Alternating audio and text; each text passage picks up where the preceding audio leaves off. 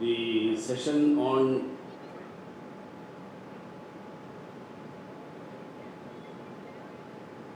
the first session on the road, rail and air connectivity in Thiruvananthapuram, the journey ahead.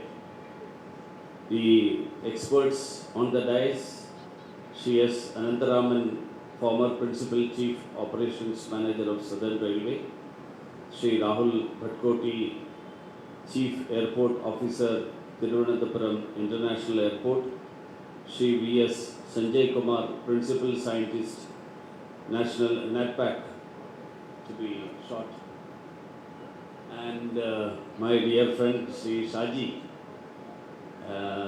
who is a friend right from his days in Marivanias College, when he was perhaps a plus 2 student, last 40 years,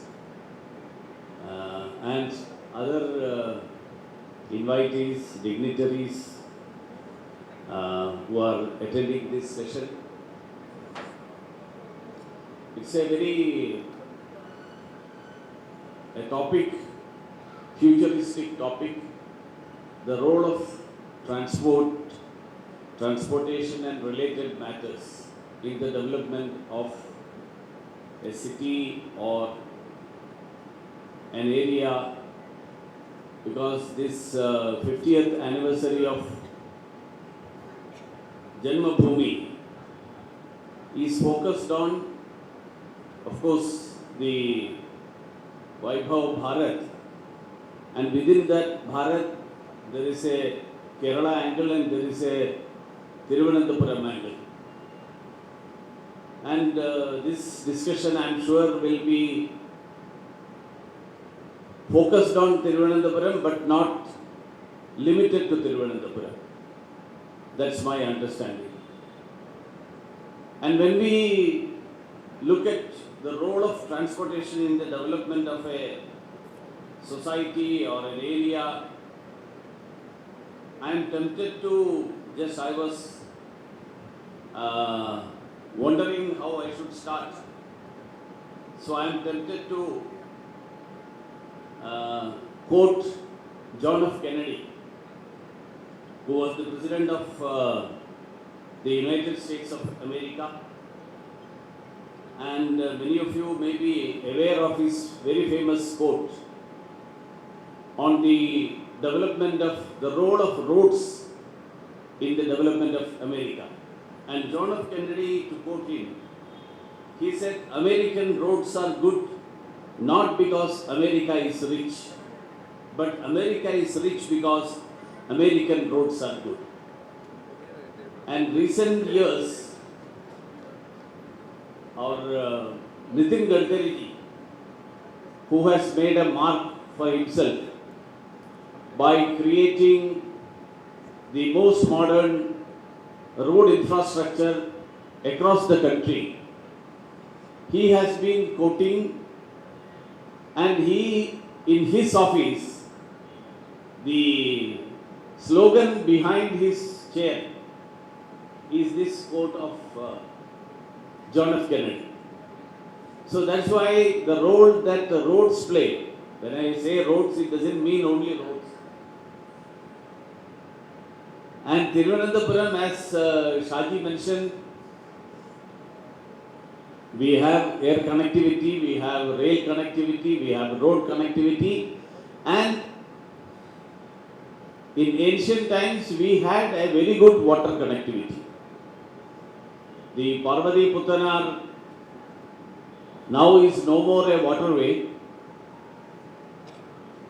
Developing that definitely will pave and go a long way, because in developing the transportation, because waterways is considered to be the cheapest mode of transport. I remember when a few years ago, when Nitin Gadkari was visiting Alleppey to lay the foundation stone of the Alleppey bypass, we were traveling through the Alleppey roads. He saw the canals, and then he asked me, "What is this canal?" I told him, "This is the place through the route through which the cash crops travel were transported during the days when the Travancore kings were there or pre-independence period. But no more that system is there. Whether it can be revived, he started wondering. He discussed with a few members of parliament who were there on the dais, but it didn't move further. I am sure that now under Prime Minister Narendra Modi ji, Prime Minister has been focusing on not only the roadways or railways or airways, but on waterways also.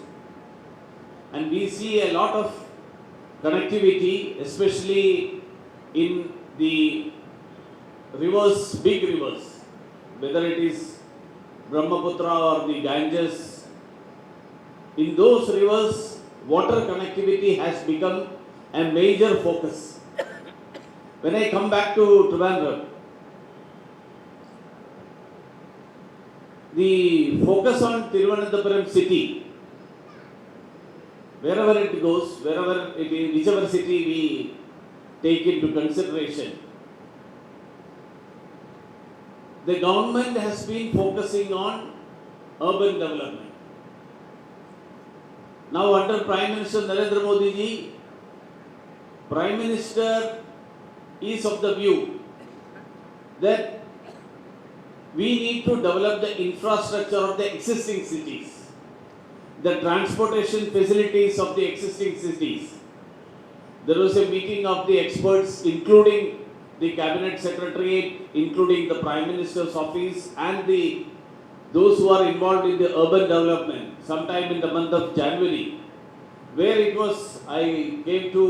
I was given to understand that the Prime Minister gave a direction that instead of creating new cities, we should focus on developing the infrastructure and amenities of the existing cities.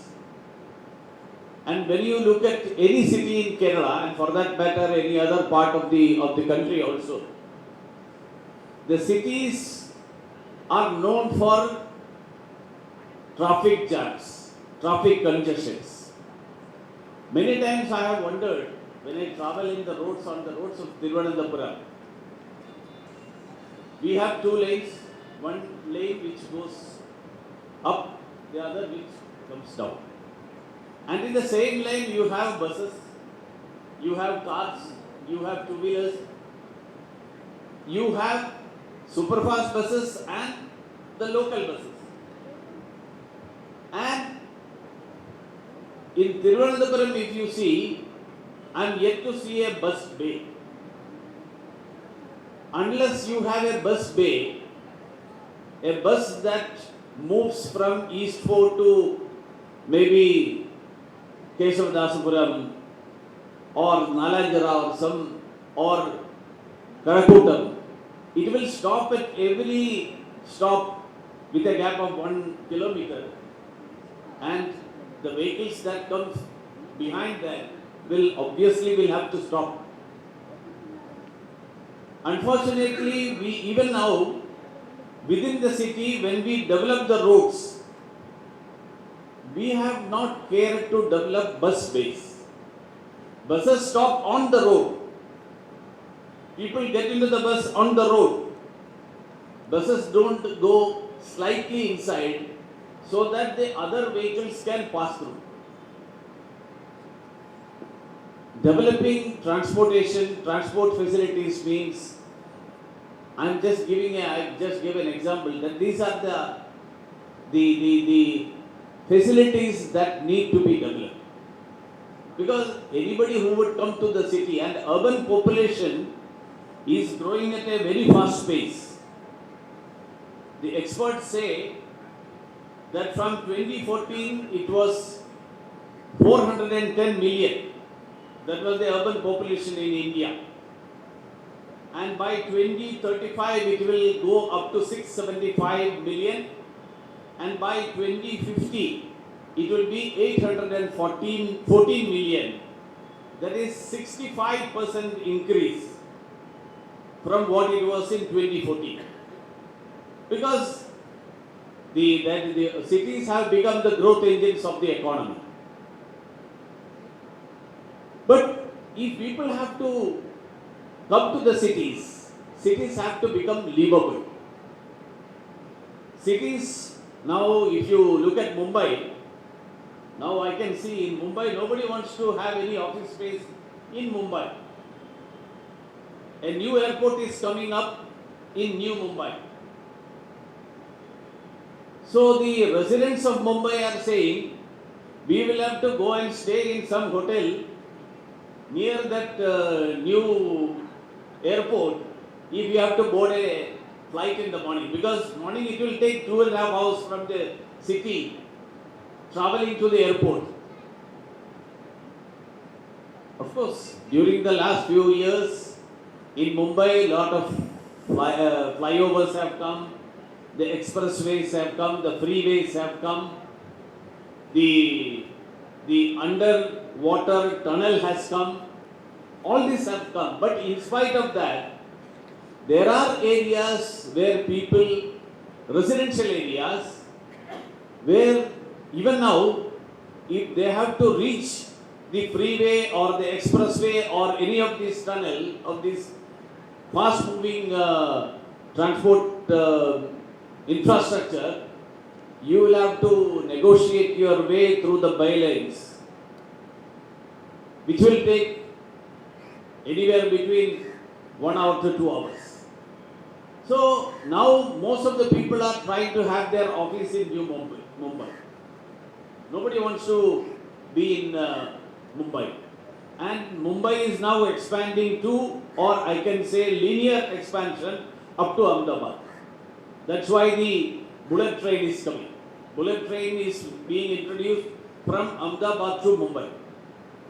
If you look at Kerala, Kerala is a one urban city. Kerala is one city. We say that we are in Thiruvananthapuram, so and so is in some other place. From here to Cochin is only 200 kilometers, 220 kilometers. If you have a good road, you can reach in 2 hours. People travel like that from Abu Dhabi to Dubai. Abu Dhabi to Dubai, it's almost 170 or something like that kilometers. And people travel. Nobody thinks that, oh, it's far away, it's another district, half of Kerala, half of Emirates. Nothing like that. People travel. If we have such roads, and in that one welcome thing that has come up is the elevated highway that is coming up now from Arur to perhaps up to Turbu, yes. So the normal traffic is not affected. Those who want to travel fast will go like that. So in Thiruvananthapuram also, and to connect Thiruvananthapuram with the rest of the state and the rest of the country, we will have to have a comprehensive plan, which will include how to develop the internal traffic in the city, how to connect Thiruvananthapuram with the rest of Kerala. Railways have been running memo trains. But in Kerala's context, I would say, even if there is a train once in half an hour between Thiruvananthapuram and maybe Ernakulam, but now Ernakulam is expanding to Thrissur. Those who work in Ernakulam, people don't stay in Ernakulam, they go up to Thrissur. So if memo trains are there, once in half an hour, many would prefer traveling by that. But of course, there are a lot of other things. The signal system has to be automatic. The present 2-lane will not be sufficient. The curves in the railway line will have to be straightened. Because I had a detailed discussion with Sri Ashwini Vaishnavji, the Honorable Minister, when this proposal of K-Rail came up in Kerala. The government of Kerala wanted to have a high-speed, semi-speed speed railway corridor. But lot of people were getting displaced. So I had a meeting with him. He showed me, after doing a study with the experts, he showed me the entire Kerala railway map. So he told me that between Shornur and Ernakulam, it is almost 120% full now, saturated. You can't run a single additional train in that line. You will have to have a third line. Other places you can increase the present speed and have a few more trains if the railway lines are straightened.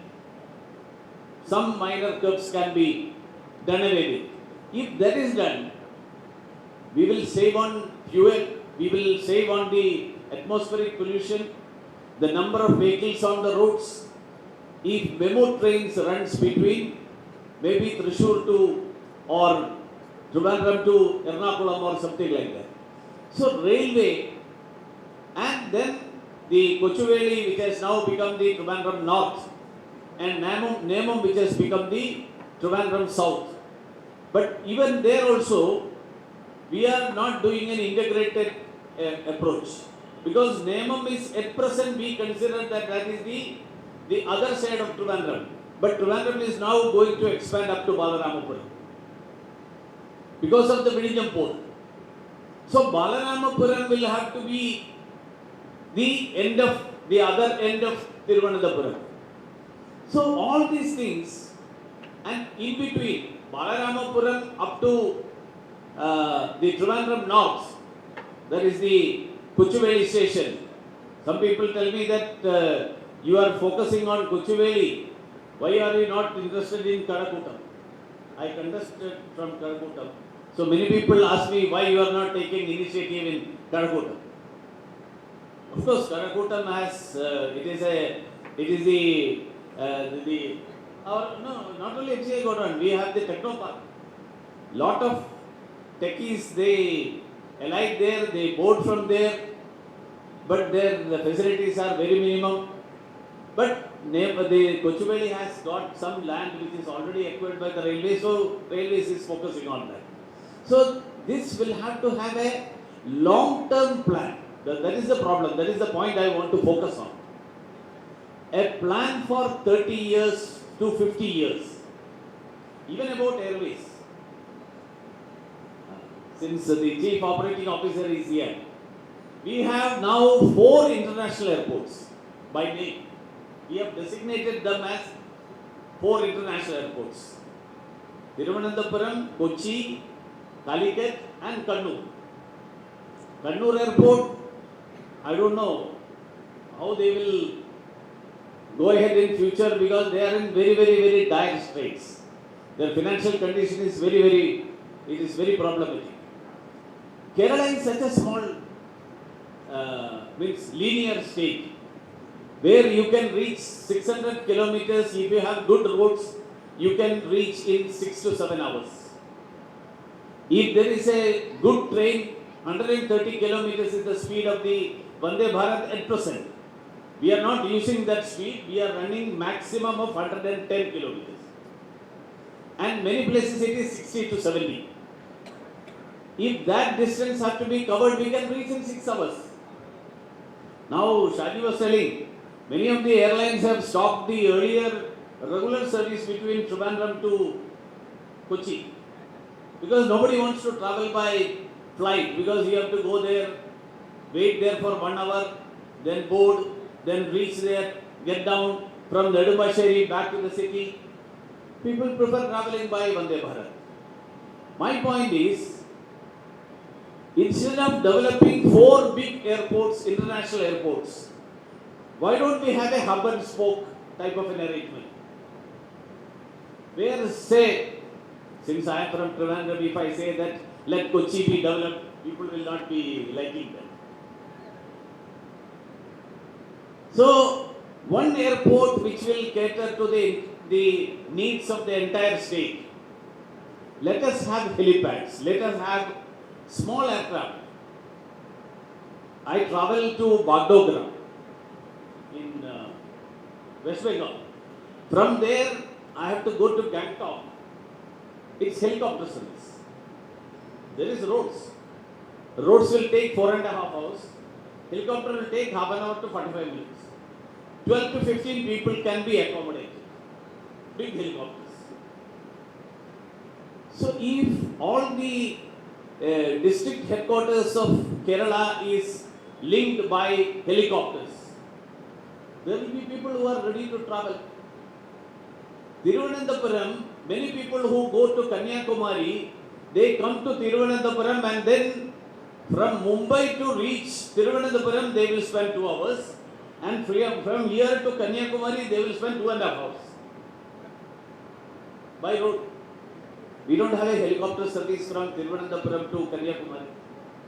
We don't have a helicopter service from here to people who can afford helicopter travel, air travel to go to Shabarimala. So how the civil aviation network can be expanded looking at the needs of Kerala. Many times what happens is the rest of the country is different from in its topography, in its demography, in its habitation, density of population. It's very different from Kerala. Kerala is thickly populated, very densely populated. So these aspects, considering all these in an integrated, comprehensive approach and with a long-term vision, if things can be planned, I am sure that will pave a long way in developing the transportation infrastructure, which is crucial for the development of any city and through that the development of the state and the region. With these words, I have taken, because the inaugural session was expected to be only half an hour. I think I have taken beyond a little time more than that I was allotted. Sorry for that. With these words, I conclude. Namaskar.